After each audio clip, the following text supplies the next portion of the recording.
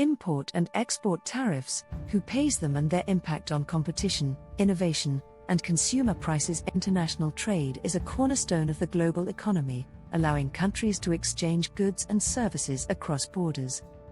However, governments often impose taxes on these transactions in the form of import and export tariffs. These tariffs are tools used to regulate trade, protect domestic industries, and generate revenue.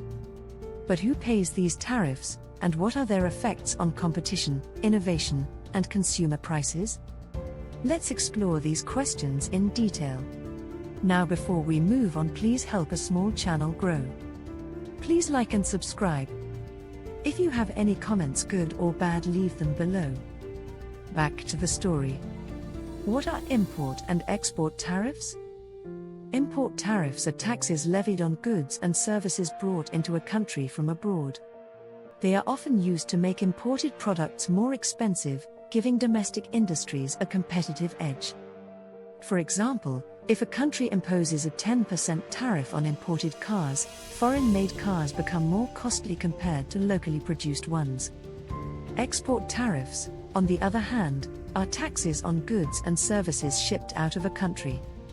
These are less common but are sometimes used to control the export of certain goods, protect domestic supply, or generate revenue for the government. Who pays these tariffs? At first glance, it might seem that businesses involved in trade, importers and exporters, are the ones paying tariffs. However, the costs are often passed on to others in the economy. Import tariffs: importers pay the tariff directly to the government when goods enter the country. However, to cover this additional cost, they often raise the prices of the imported goods. As a result, consumers end up paying higher prices for these products. Export tariffs: exporters pay the tariff when goods leave the country. They may pass this cost on to foreign buyers by increasing the price of their goods, making them less competitive in international markets. Alternatively, if foreign buyers refuse to pay higher prices, domestic producers may absorb the cost, reducing their profits. Impact on competition: tariffs can significantly alter the competitive landscape in both domestic and international markets. Protection of domestic industries: import tariffs shield domestic industries from foreign competition by making imported goods more expensive. This can help local businesses grow and maintain their market share.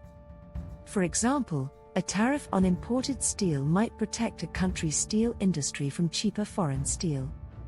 Reduced competition: while tariffs protect domestic industries, they also reduce competition. With fewer foreign competitors, domestic companies may face less pressure to improve their products or lower their prices. Over time, this can lead to inefficiencies and a lack of innovation. Export tariffs and global competition: export tariffs can make domestic goods more expensive in global markets, reducing their competitiveness. This can hurt industries that rely heavily on exports, such as agriculture or manufacturing. Impact on innovation: innovation is a key driver of economic growth, but tariffs can have mixed effects on it.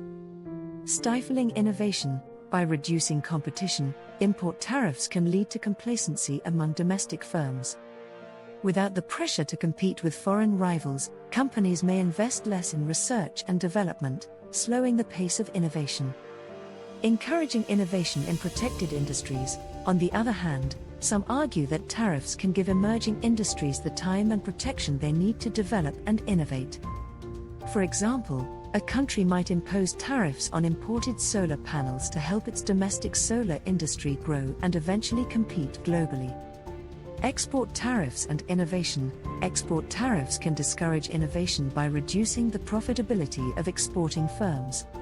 If companies earn less from exports, they may have fewer resources to invest in new technologies or processes. Impact on consumer prices: tariffs often lead to higher prices for consumers, both directly and indirectly. Higher prices for imported goods: import tariffs increase the cost of foreign products, which are then passed on to consumers. For example, a tariff on imported electronics can make smartphones, laptops, and other gadgets more expensive. Higher prices for domestic goods: When tariffs protect domestic industries, they may face less pressure to keep prices low. As a result, even locally produced goods can become more expensive.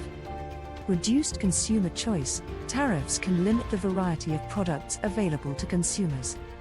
With fewer foreign competitors, domestic companies may not offer the same range of options, reducing consumer choice. Broader economic implications. Tariffs can have far-reaching effects beyond competition, innovation, and consumer prices. Trade wars. When one country imposes tariffs, others may retaliate with their own tariffs, leading to a trade war.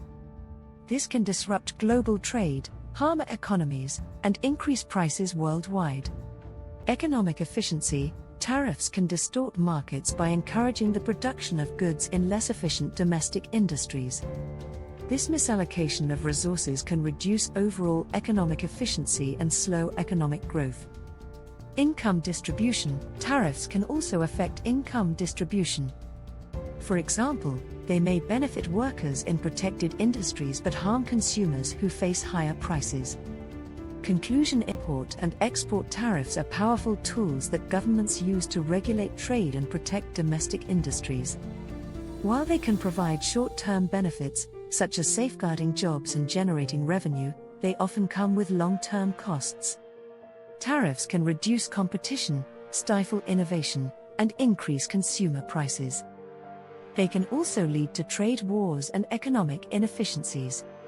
Policymakers must carefully weigh these trade-offs when deciding whether to impose tariffs. In an increasingly interconnected world, finding the right balance between protecting domestic industries and promoting free trade is crucial for sustainable economic growth and consumer welfare. Please like and subscribe.